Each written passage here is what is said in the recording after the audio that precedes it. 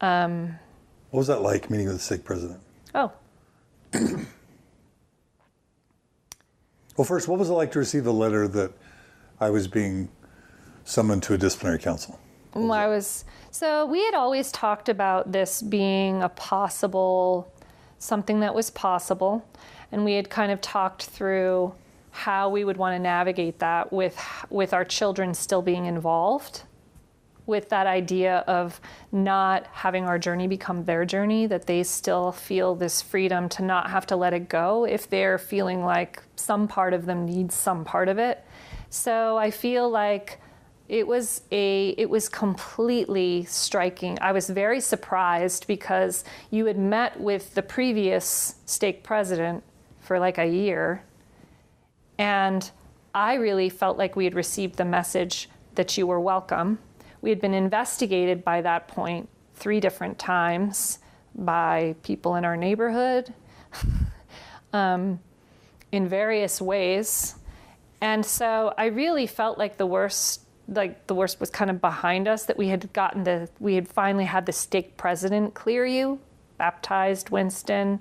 And so to me, it felt like it came out of left field, and it made more sense when I met the stake president.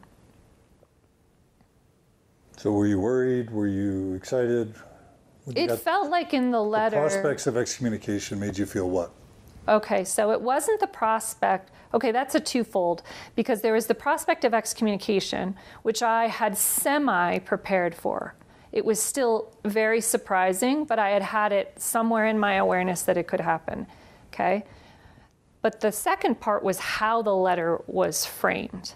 And the letter was framed in such a way that I knew it was going public, no matter what. It was like, either you're coming in for a court or you don't, and we announce it from... There was something about announcing it in our stake, which is basically everyone that my kids go to school with, you know?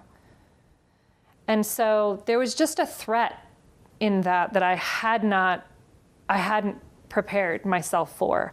For me, I would have had it go quietly, under the radar, respectfully. We could have conveyed it in a certain way to our kids and had some control, I would say, over their situation and their processing still.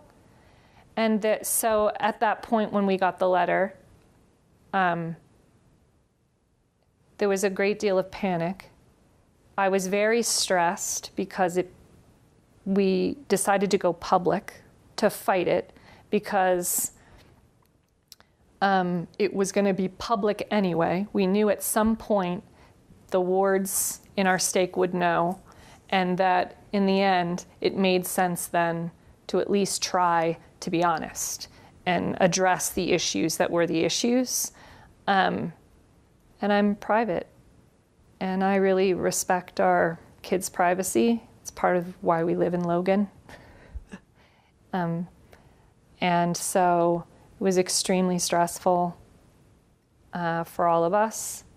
And how did you feel treated by the stake president in our meetings with him, Brian King? So it was very clear from the first interview that Brian King was going to be the guy to excommunicate you. He was determined. He was done with he actually said that straight out, that he was going to be the guy, that the other stake president was soft-hearted and it was going down on his watch. And I believed him, and I kind of viewed the times we met afterwards as formality, as something that he felt like he was doing so he could say he did it. But he never asked me a single question. And actually the only time I spoke, and this is true of many, many of the interviews with bishops over the years, is when you asked at one point, Margi, do you have anything you want to say? But I was never... He never asked? He never asked me. So that made you feel what? The fact that he never really... I was on trial, but you and I had the same views, but he never asked you a question. What was that like? So I didn't quite, in all honesty, I didn't quite know how to take that, because I don't know if he knew I had the same views. I'm not sure how he was looking at me at that point, to be honest with you, until I spoke. When I spoke, it was really clear where I was, but I didn't speak, until the very end of the first. But yeah, it felt very, and that's true of a long process of things where, I wasn't treated as a separate person. I wasn't ever treated as someone who had my own thoughts or opinions or worthy of asking anything. I was like an appendage, barely acknowledged, to be honest. And how'd that make you feel? So on one level, it makes you feel completely just not seen, not valued. On another level, I felt very okay with that, because I didn't want them to get a single piece of me. I didn't want to offer anything to them of myself, because they hadn't proven worthy of it to have it, except in my defense of you. And if you had to describe the overall treatment of us during that time by the church leadership, how would you describe it? I think, you know how someone said the Disciplinary Council would be like being raped by Care Bears? Mm-hmm. I didn't feel like they were Care Bears. It was just very, you could tell everyone is acting the way people act when they're doing something to someone that's spiritually violent, and that it's up close and personal, and they're uncomfortable with it, and they're also determined to do it. And so that's what it felt like, a lot of shifty eyes, people not looking at you, very controlled, very inhumane. It's like seeing the underbelly. You've seen, sort of this beautiful exterior, or a lot of the good about this object, and then you turn it over and you see it's rotting. It was like we were exposed to the rotting part.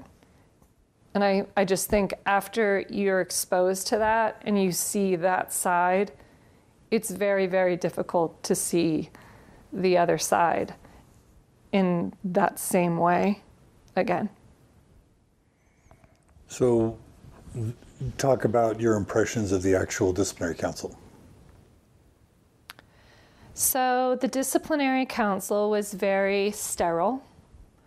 We arrived and were ushered. There were actually people kind of like lining as we would walk. So like you couldn't go a different way. And we were ushered into the Relief Society room to wait. We had to turn in our electronics. They had a place for us to put our electronics. Kind of reminded me of like prison, or I was like, okay, sure. My mom Here's my cell phone. My mom was there, your mom was there, your brother. So various witnesses were there. Quiet. When a lot of hushed tones, formality, very formal, not personal in any way, ushered into a different room where we were kind of on the corner of a table, and people, men. I've never been in a situation where there was such a power differential and not another female. It was very, very strange, with the stake presidency kind of at the head. Very controlled, asking pointed questions, allotting a certain amount of time for responses. Again, no eye contact, very little eye contact. no emotion. I don't remember any of the men around the table looking at us at all. They were all playing with their pens or looking down when John spoke. Or one beautiful thing that came out of that was to hear the witnesses on John's behalf. They were beautiful. And I thought, where do you really have an opportunity to hear your mother speak about you, your brother plead? He was pleading for John, for a really beautiful letter by someone who really could stand to lose a lot by exposing himself and reading the letter. And so it was also really, really moving to have people show up for you in such an intimate way at such a vulnerable time. But it was absolutely draining. And so after it was all over, and what did you leave sort of concluding? I will resign tomorrow. Resign. So we waited. We kind of waited. I think that's what I walked out with, was this feeling of, I'm done. I'm done. And it's a new day. Why did the excommunication make you want to resign? Like, that took me by surprise. Because all through the process, the building of Mormon stories, I feel like you and I am the background. I am not the face. I feel like you are the creative energy, but it was born from you and me, from talking, ideas, walks upon hours of walks. And everything you said and everything you stand for is me, too. So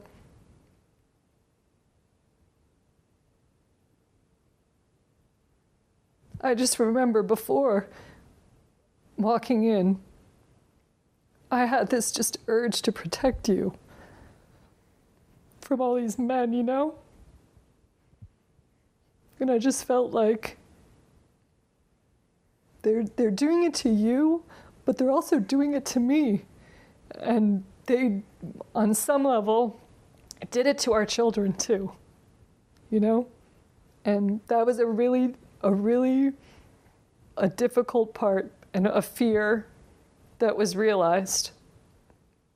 It came to pass amidst the excommunication. Highly public.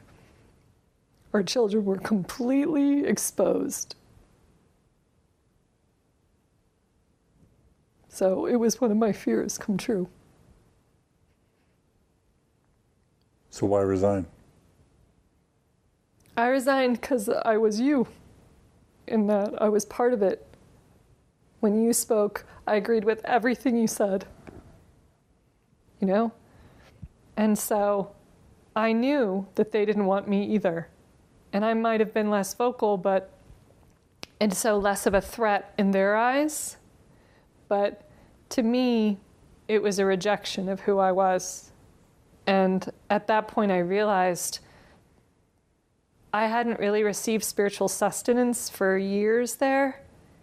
And I just felt like it didn't reflect my values anymore. It didn't reflect who I was, and it didn't reflect what I wanted from my life anymore.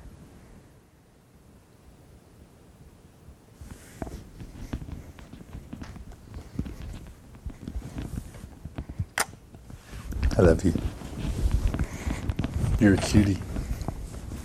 Because I cry and stuff? Because you're wise. Because you're like Barbara Walters? Because you're wise and stuff.